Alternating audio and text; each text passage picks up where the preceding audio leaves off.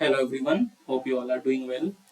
So today we are going to discuss the next copy of our Aspire for Agriculture test series. So we all know that we had Aspire for Agriculture test series in which we had 14 tests, and from test 8 to 14, from tests 9 to 14 were full tests, and we have already discussed till test 11.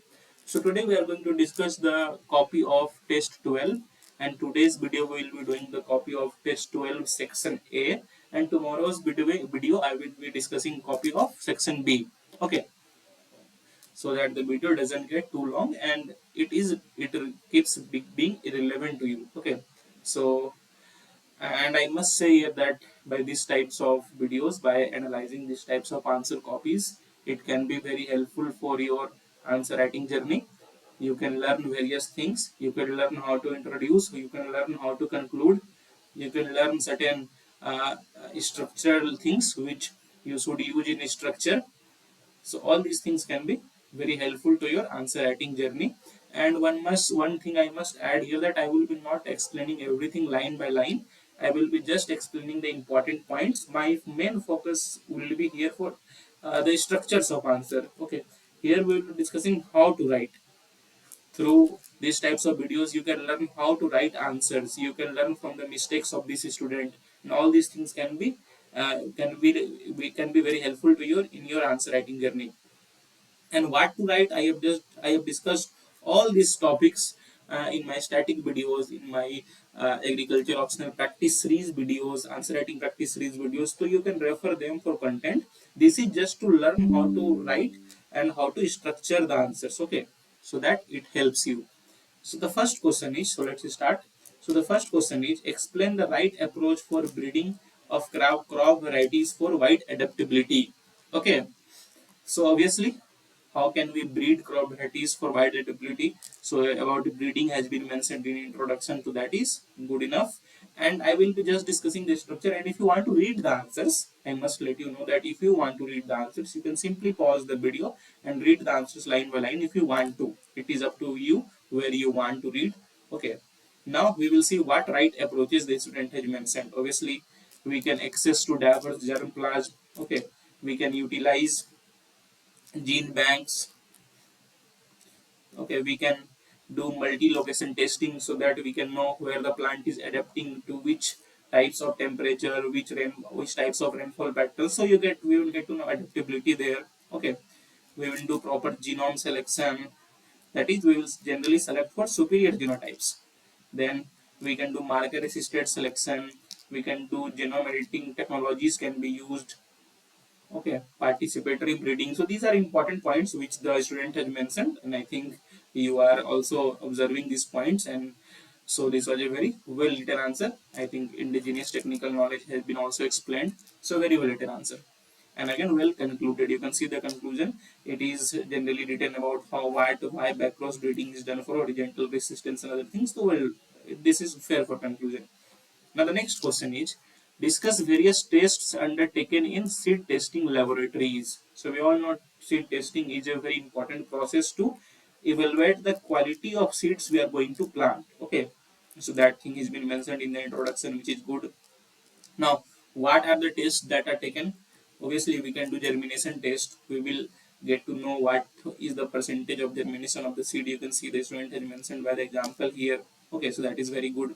That if the germination of seeds for 80% for rice, 75% for black gram, then it is good. Okay, so there are certain ranges for every crop. Okay, if their germination percentage or germination test, the percentage range is more than that, that is the seed passed the germination test. We can do purity test, we can do tetrazoleum tests. So these are various tests which I think I have all discussed all these things in my static videos and answer writing practice series videos. Cold test, moisture test, what is the moisture percent of seeds. Generally in the seeds the moisture percent should be low, such as 10 to 12%, 7 to 9%. Generally it is below 12% for most of the varieties. Okay, so that you can keep in mind. We can do seed vigor test. So I think all the important tests have been mentioned by the student, and that is good. Now the next question is, what is Golgi body? Why is Golgi body called Golgi body? Okay, or you can say why it is called dictosome, and briefly describe the morphology and functions of Golgi body. So obviously, why it is called Golgi body, that is explained fairly, but I think the student has missed one important thing, that it is named after a scientist, that is Camillo Golgi. So that should be mentioned. So I think the student missed a very important point here, but it's okay. You can miss, but I think that is why test series are, so that you can learn from your mistakes. Now morphology of Golgi body have been mentioned, that cristae is there, number of cristae have been mentioned, Golgi stack have been mentioned, tubules and vesicles have been mentioned, and very important thing you must see here, that a very well labeled diagram of Golgi body is drawn. So whenever these types of question you diagram, you make a well labeled diagram, that enhances your answer significantly. Now functions have been mentioned. Obviously, Golgi body has functions in protein and lipid modification. It has functions in protein lipid sorting, in packaging of these things, vesicle production, provide storage facilities. So all the important functions have been mentioned. So that is very well written. Now the next question is, describe different approaches for improving characteristics of inbred lines. So you can see the student has defined inbred lines very nicely in the introduction part. That is, these are homozygous genotypes produced by repeated selfing with selection over several generations. So when you do repeated selfing over several generations, you will get the inbred lines. So that is what the student has mentioned in the definition. Now, different approaches for improving the characteristics of inbred lines have been mentioned. Obviously, pedigree selection have been mentioned, recurrent selection have been mentioned, marker assisted selection have been mentioned. Okay, identifying and selecting superior individuals have been mentioned. So I think points are very well written: hybridization and genomic selection. So I think you can read these points, because the student has written very well points, and I think the student has not written too much here and there. He has stick to the scientific analysis. So that is very important, especially this is your full test of paper 2. So whenever you are writing paper 2, stick to the points, stick to the things which are known to every, stick to the terms instead of writing too much literature. Just focus on these terms, how these are into. So that is very important, which the student has mentioned. Set of lining by stability or historical line works here. So very well written answer. I think you can read this answer because it is very well written. I will give you the time.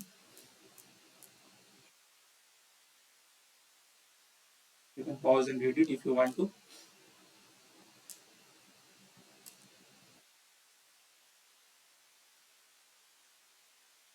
So I think that is well written. Now let's move to the next question. The next question is, describe the major differences between scientifically produced seed and grain. Okay, and also describe the quality characteristics of seed. So what is the difference between seed and grain? So obviously the student has differentiated seed and grain. So a grain is kind of single cereal fruit or seed.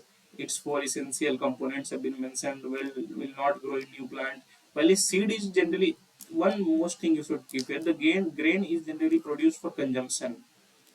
Seed is also similar to grain, but here the main work of this is, the main mode of seed is production. That is to produce new plants. So this is the major major thing which you should know.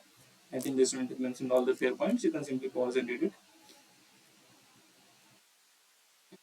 Now let's move to the next question. The next question is, and sorry, the next part of the question, that is general characteristics of seeds. Obviously, seeds should be genetic, pure, germination should be good, vigor should be good, viability should be good, moisture and content should be low. So all these things have been well mentioned. So wherever it says this one written moisture content, it should be mentioned here that less than 12% for most of the varieties. So those things can enhance. So I think well written answer. The next question is, distinguish between imbibition and permeability. Also discuss importance of imbibition in plants and factors affecting it. So first of all, the student has to distinguish between the both two. And the introduction part, the student has defined the both of them. Okay, you can read it. And now you can see differentiation. So it is, imbibition is a kind of diffusion, whereas permeability is a process where fluids easily pass through the porous material. Okay, so I think well written differentiation, and I think you can see here diagrams have been also, sorry, examples have been also mentioned. So that is good. Now importance of imbibition have been mentioned, which is importance in seed germination, because whenever when during imbibition seed gain some moisture, and it helps in growth of that seed, germination of that seed, water absorption, water retention, okay, growth, ripening. So very well written points have been mentioned. Now, what factors affect imbibition? Obviously, water availability will impact, temperature will impact imbibition, texture will impact, pressure will impact, pH will impact. So all these things are there. Solute concentration, surface area. So obviously, all these things will impact imbibition. Ambivient nature, what kind of thing is going through incubation, that also has a very high impact on this. So written points. Now the next question is, what is allopolyploidy? Okay, and describes its applications and limitations in crops.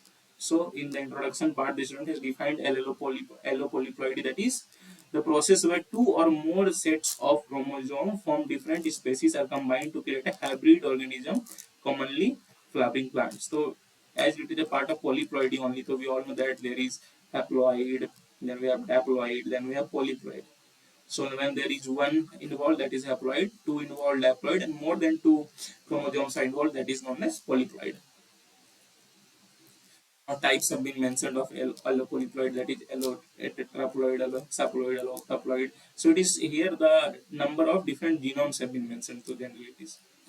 Now, applications have been mentioned. Obviously, it is used in breeding species. Examples of Nicotiana tabacum have been mentioned. Creation of new species, widening the base of existing polyploids. All the good points have been mentioned. Source of variation, maintains hybrid vigor.